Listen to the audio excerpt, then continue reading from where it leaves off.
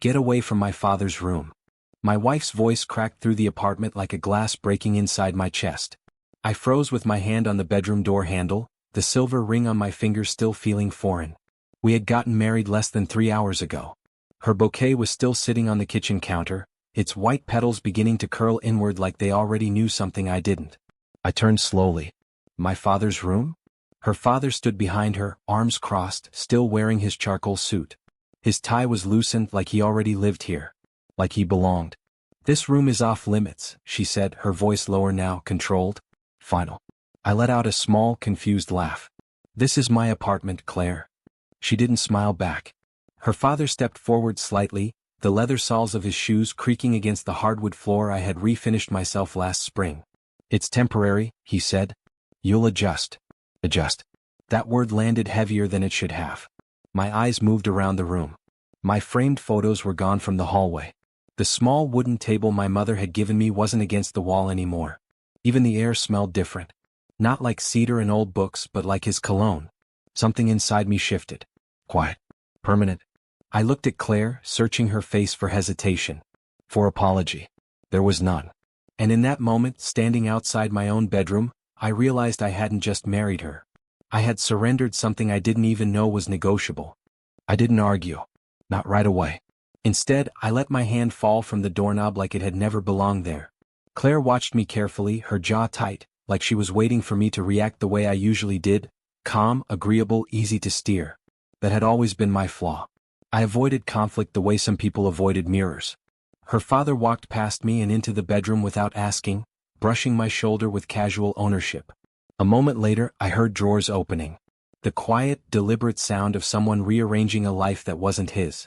I stood there, still wearing the same navy suit I'd gotten married in. Claire softened her voice slightly. It's just until he gets settled. Settled where? I asked. She hesitated. That was all I needed to notice. I walked into the living room. My couch, the one I'd spent months saving for, was covered in his folded shirts. His leather briefcase rested on my coffee table, directly on top of the coaster my mother had carved by hand. My phone buzzed. A message from my mother. Did you make it home, sweetheart? I stared at the screen, my thumb hovering. I wanted to tell her everything. But I didn't. Not yet. Behind me, Claire said, Wesley, don't make this into something it's not. I didn't respond. Because for the first time all evening I wasn't confused. I was paying attention. And attention has a way of changing what you're willing to tolerate. I loosened my tie and draped it over the arm of the chair, careful not to touch his briefcase. Claire, I said quietly, when exactly did you decide he was moving in? She crossed her arms, mirroring him without realizing it. He sold his condo last week. Last week. While we were finalizing seating charts. While she was holding my hand, promising we were building something together. You didn't think to mention that? I asked. Her eyes hardened slightly. I didn't think it would be a problem. That answer told me more than any confession could have. Because it meant she hadn't forgotten to tell me. She had chosen not to. Her father emerged from the bedroom holding one of my old hardcover books. He glanced at the cover, unimpressed, then placed it down on the kitchen counter like it was an object waiting for reassignment. You'll want to clear some closet space tomorrow, he said casually. I have more things arriving. Not can you. Not would you mind. You'll want to. I nodded once. It wasn't agreement. It was acknowledgement. Claire watched me closely, like she was measuring the temperature of a room she no longer fully controlled. I walked toward the window and stared out at the parking lot below. My car sat exactly where I'd left it that morning. Untouched. Waiting. Behind me, I heard her father close the bedroom door. The click was soft. But it sounded like something much larger had just been locked away. I stayed by the window longer than I needed to. The glass reflected a version of me I barely recognized. Same suit, same posture, but something quieter behind the eyes. Like a door had closed somewhere deep inside, and I was the only one who heard it. Behind me, Claire moved around the kitchen, the soft clinking of glasses filling the silence. Her father had turned on the television in my bedroom. I could hear the faint murmur of voices through the wall. Comfortable. Settled. I walked to the hallway closet and opened it. My jackets had been pushed to the far right, compressed into a narrow corner. The left side was filled with his coats now, heavy wool, darker colors. Permanent colors. Claire noticed me looking. It makes more sense this way, she said gently. I ran my fingers along the empty space where my things used to hang. The wood felt smooth, worn in a way that reminded me of time. Of patience. I refinished this closet myself, I said quietly. Do you remember? She didn't answer. Because she didn't. To her, it was just a closet. To me, it had been a Saturday. Music playing. My mother sitting cross-legged on the floor, handing me screws and smiling like she was watching something grow. I closed the door carefully. Not angry. Not yet. Just aware. And in that awareness, something unexpected surfaced. Not rage, not sadness. Clarity. For the first time since the wedding ended, I wasn't thinking about what they had taken.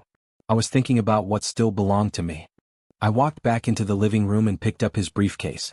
It was heavier than I expected. Solid. Confident. Like everything about him. Claire noticed immediately. Wesley, don't. Her voice carried a warning now. I didn't open it. I didn't need to. Instead, I carried it to the front door and set it down gently beside my shoes. Her father appeared in the hallway seconds later, his expression tightening. What are you doing? I met his eyes. Not aggressively. Just directly. Making space, I said. He stared at the briefcase, then back at me. That stays inside. I nodded slowly. Not tonight. Claire stepped between us, her hands trembling slightly. Wesley, stop this. You're overreacting. Overreacting. That word again. The quiet accusation that my discomfort was the real problem. I reached into my pocket and pulled out my phone. My thumb hovered over the screen for a moment before I pressed a single contact. My mother answered on the second ring. Wesley? Is everything okay? I looked around the apartment. The rearranged furniture, the unfamiliar weight in the air, the man standing in my bedroom like it had always been his. No, I said honestly. It's not. Claire's face shifted. Not anger. Not yet. Fear. Because for the first time since she'd said those words at the door, she realized I wasn't going to adjust. My mother didn't ask questions right away. She had always understood silence better than most people understood words. I'm here, she said simply. That was all. Not advice. Not judgment. Just presence. Claire watched me carefully, like she was trying to predict the shape of something she could no longer control. Her father stood behind her, his posture stiff, his certainty beginning to crack around the edges. I'll call you back, I told my mother softly and ended the call. I set my phone down on the kitchen counter, right where his hardcover book still sat like an unwanted placeholder. Then I walked past them. Not toward the bedroom. Toward the small wooden cabinet near the dining table. Claire's voice sharpened. What are you doing now? I didn't answer. I opened the cabinet and took out a thin, worn folder. The edges were softened from years of being handled carefully. Her father frowned. What is that? I held it in my hands for a moment, feeling its familiar weight. Not heavy like his briefcase, but heavier in meaning. My mistake, I said quietly. Claire blinked. What? I looked at her. Really looked at her. My mistake, I repeated, calmer now, was believing this place was ours. The room felt smaller suddenly. Tighter. Because for the first time since we'd walked in after the wedding, I wasn't standing there as someone trying to protect the marriage. I was standing there as someone ready to protect himself. Claire stared at the folder in my hands like it might explode. Wesley, she said carefully, put that away. Her voice had changed. It wasn't firm anymore. It was uncertain. Her father stepped forward. This doesn't need to become dramatic. Dramatic. I almost smiled. I opened the folder slowly, the paper inside making that soft, familiar sound. The sound of decisions that couldn't be undone once acknowledged. I bought this apartment 3 years ago, I said, my voice steady. Before I even met you, Claire. She didn't respond. But her eyes flicked down to the document. I never added anyone else to it, I continued. Not because I didn't trust you, but because I didn't think I'd ever need to prove anything. The truth sat between us now. Quiet. Undeniable. Her father shifted his weight. What are you implying? I met his gaze. Not with anger. With clarity. I'm implying, I said gently, that nothing in this apartment belongs to anyone who treats it like it does. Claire's face paled. You're not being fair. Fair. I thought about the closet. The missing photos. The bedroom door I'd been told not to open. I'm being honest, I said. The word hung in the air longer than any argument could have. Because honesty doesn't raise its voice. It simply removes the illusion people were comfortable hiding inside. No one spoke for several seconds. The television in the bedroom continued murmuring behind the wall, oblivious to the fracture unfolding just outside it. Claire's fingers trembled at her sides. So what are you saying? It wasn't defiance anymore. It was disbelief. I looked around the apartment one last time, not at the furniture, not at the walls, but at the invisible shape of the life I had imagined here. Sunday mornings. Quiet dinners. Shared ownership, not silent replacement. I'm saying, I replied gently, that I should have protected this space the same way I protected my trust. Her father let out a quiet scoff. You're throwing away a marriage over a room? I shook my head slowly. No, I said. I'm refusing to lose myself inside one. The words surprised even me. Not because they were harsh, but because they were true. Claire stepped toward me, her voice softer than I had ever heard it. Wesley, we can fix this. Fix. The same word people use when they realize something was never as permanent as they assumed. I picked up my keys from the counter, the cold metal grounding me. This was never about the bedroom, I said quietly. She looked at me, waiting. It was about the moment you stopped seeing me as someone who belonged here.